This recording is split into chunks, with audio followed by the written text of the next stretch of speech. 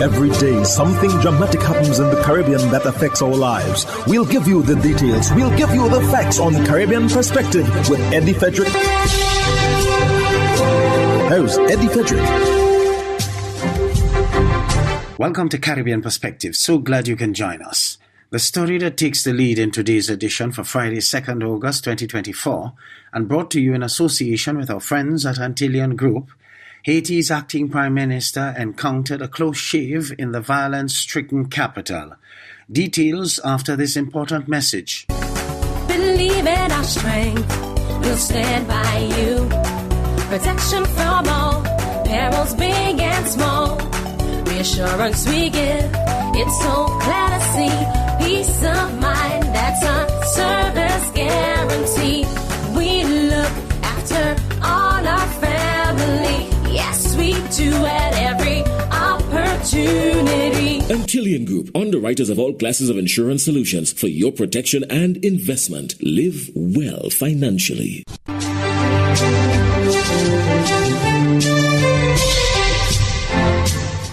Welcome back. Haiti's Prime Minister Gary Conille survived an assassination attempt on July 29th when gangs opened fire near a hospital he was visiting in Port-au-Prince.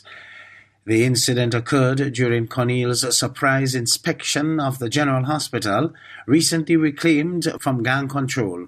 Escorted by Haitian police and UN-backed Kenyan forces, Conille escaped unharmed. This attack highlights the ongoing security crisis in Haiti's capital, where gangs control 80% of the area, posing constant threats to residents and government officials alike. One India News has more. On July 29, Haiti's Prime Minister Gary Conille faced a dangerous situation when gangs opened fire near a hospital he was visiting in capital Port-au-Prince. This incident highlights the ongoing security challenge in Haiti's capital city. Prime Minister Conille, who only took office in June, was conducting a surprise inspection of the General Hospital's operating conditions. This hospital, located in a gang-controlled area of the capital, had been under gang control from late February until early July when police reclaimed the building. As Conille was leaving the hospital, gunmen started shooting automatic weapons in the vicinity. The Prime Minister was escorted by the police and the members of the UN-backed Kenyan security force, which likely contributed to his safe escape. The government source also confirmed that Conille was unharmed in the attack. This incident was captured on video showing police officers taking cover in secure areas of the hospital as gunfire erupted. Fortunately, there was no report of injuries or resulting any sort of casualties from the attack. This event once again highlights the severe security issue Haiti is facing, particularly in capital, where the criminal gangs are now controlling approximately 80% of the city, subjecting residents to constant threat of murder, rape, and kidnapping for ransom. The presence of these gangs has created a climate of fear and instability in the city. In response to the dire situation, an international effort has been launched to restore order in Haiti. As part of this initiative, hundreds of Kenyan police officials have been deployed in the capital city of Port-au-Prince. Their mission is to assist in combating gang violence and helping to stabilize the security situation. Prime Minister Conille has committed to restore state authority in Haiti. He came to power as a part of an interim government formed by the resignation of his predecessor, Ariel Henry, who was unpopular and unelected. Conille's effort to improve conditions in Haiti continues to face significant challenges as evidenced by this attack. As Haiti continues to grapple with these complex issues, the safety of its leader and citizens remains a critical concern. The attack on the Prime Minister serves as a stark reminder of the ongoing tensions and the long road ahead in restoring peace and stability in the country. Over in the Bahamas, Assistant Commissioner of Police in charge of the Northern Bahamas, Shanta Knowles, holds a press conference about a confiscation of guns and drugs on Grand Bahama. Ajo Kant of ZNS News reports. It is a sight to see here at the Royal Bahamas Police Force Grand Bahama headquarters, as a large amount of high-powered weapons and a large quantity of suspected marijuana was seized by police on Monday evening. Assistant Commissioner of Police for the Northern Bahamas, Shanta Knowles, calling this operation a major success. What you're seeing before us last night is the result of officers from our department here, our anti-gang and firearm department here in Grand Bahama, obtaining information, developing that information, and executing. 5 high-powered weapons, 1 pistol, over 500 rounds of ammunition, and 11 pounds of suspected marijuana were all discovered in a home in the eastern part of the island. According to the island's top cop, the officers were acting on intelligence that resulted in the major seizure. The officers from the anti-gang and firearms unit, along with officers from our customs department, executed a search warrant on a home in the eastern part of the city of Freeport. A 45-year-old Bahamian male is in custody in connection with this operation. Although the Bahamian man is not previously known to police, ACP Knowles emphasized that investigations are ongoing to determine if he acted alone. As we investigate and find anyone who conspire, then they will be taken into custody and likely to be charged also. When asked if the guns had been used in any criminal activities, ACP Knowles stated that the firearms will be sent to the nation's capital for testing. However, she noted that they appear to be fairly new and pose a significant danger to the community. She commends her officers for their diligence and effective action. We are proud that our officers were able to develop this information and show the people here in Grand Bahama that we are on the streets, we are listening, and we are certainly acting. ACP Knowles highlights the ongoing concerns about the prevalence of illegal weapons in the northern Bahamas. We need them. We need the information to find them. My team is quite capable of going and getting them. We just need more partnership with the community to get that information to us. She also extends her gratitude to members of the public for their trust in the police force and their continuous support by providing crucial information that enables swift action. For the Bahamas Tonight, the Northern Edition, I'm Azure Quant.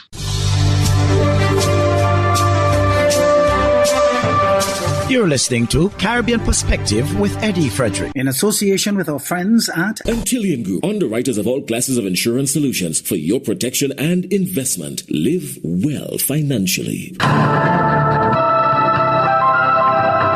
hurricane season is now upon us, so we as Caribbean people need to remember to think safety and be prepared.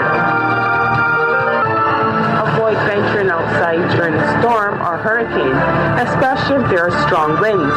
Rooftops and other debris are often blown about and can cause great damage.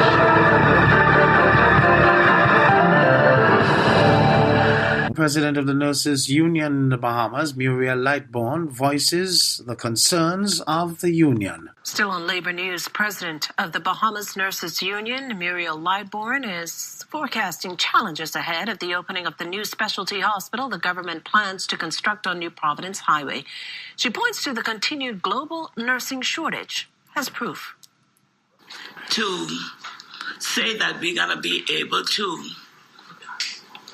equip the new hospital with manpower, that's I don't know how realistic that is, because if you have an existing hospital that you cannot equip with the manpower, we cannot staff that adequately as it is. I don't know how we're going to be able to staff another hospital.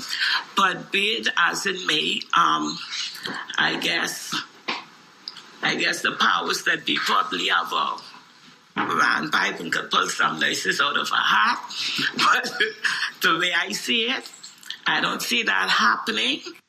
And even if foreign nurses are brought in, Lightbourne says there are always challenges, be they cultural or language barriers. The union leader believes more must be done to retain Bahamian nurses who leave for better opportunities. She suggests incentives like providing family island properties to entice nurses to go there, as it is a struggle to service those communities. They're on call all the time. Persons coming to their homes in the middle of the night. Come on, you have to give somebody something. You just can't say, oh, that's what we pay you for, minimum wage. That's what we're looking at. I wish we could give nurses a livable wage, and that would be good. That will keep our nurses here. Then we have an issue with our nurses with insurances. The government, we have an insurance plan. However, not all of our nurses are benefiting from that. Why is that? And why we have to be running up and down all over the place trying to get a nurse to sign on to a benefit because that insurance is a benefit. And when we agreed on that insurance, they took... The issue of crime was also one of the main topics when the region's leaders met over last weekend into earlier on this week to discuss pressing matters impacting the Caribbean. CBC's Crystal Hoyt was there and filed this report. The 47th regular meeting of the Conference of Heads of Government of the Caribbean Community concluded yesterday evening, and while the climate crisis and Hurricane Beryl were heavily discussed, it would be the issue of crime and violence that dominated the talks, with several suggestions on the table. The need to strengthen our legislative response to the issue of violence, crime, criminality, corruption, trafficking in firearms is certainly one of the emerging consensus. As part of the discussion, individual member states have, over the last several months, perhaps year and a half, have been embarking upon strengthening legislation to deal with firearms possession, trafficking in firearms, the sentences associated with those. And one of the things we discussed is taking a regional approach to a comprehensive review of all existing legislation that treats with firearms, the possession and the trafficking of firearms. Chair of CARICOM and Prime Minister of Grenada, Deacon Mitchell, added that the issue of bail was also extensively discussed, and the heads of government reiterated their commitment to sharing of best practices, information, and legislation. Of note is that Barbados Prime Minister Mia Amor Motley left Grenada for home before the closing media conference to participate in parliamentary debate on an amendment to the country's Bail Act.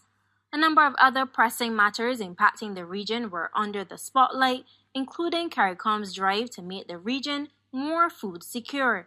President of Guyana, Dr. Irfan Ali, shared that prior to Hurricane Beryl, CARICOM managed to reduce its food import bill by 12%, which is more than $500 million.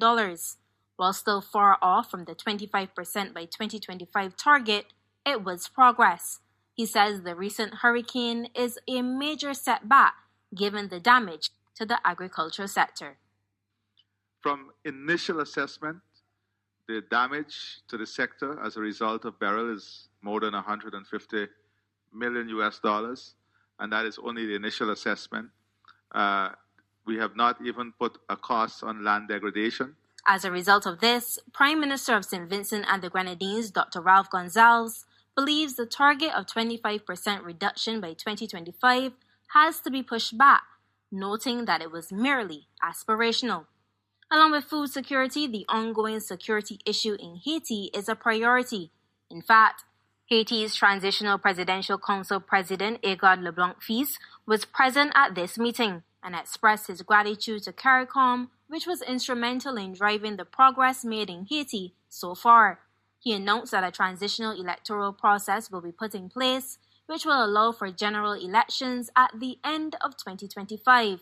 And while he notes that progress had been made, it's been within a difficult context, marked particularly by gun violence. While gang violence remains a concern, there is also an ongoing dire humanitarian crisis. As a result, CARICOM has committed to sending aid. When I asked if, along with aid and troops, consideration was being made to give Haitians visa-free access, CARICOM Chairman Prime Minister Deacon Mitchell said that was not specifically discussed, but moreover, it would not solve the security challenge. We have to appreciate our own capabilities, and try to ensure that the strategies that we support are strategies that will ultimately be impactful and more long-lasting to stabilizing the situation in Haiti. The increase in shipping, regional trade, and intra-regional travel, among other things, were also discussed. However, with multiple Caribbean countries currently in rebuilding mode following the passage of Hurricane Beryl, the CARICOM leaders leave Grenada with the climate crisis top of mind as they prepare to head to COP29 in November, with one voice and one mission: to get the international community to act now on providing climate financing for both loss and damage, as well as adaptation.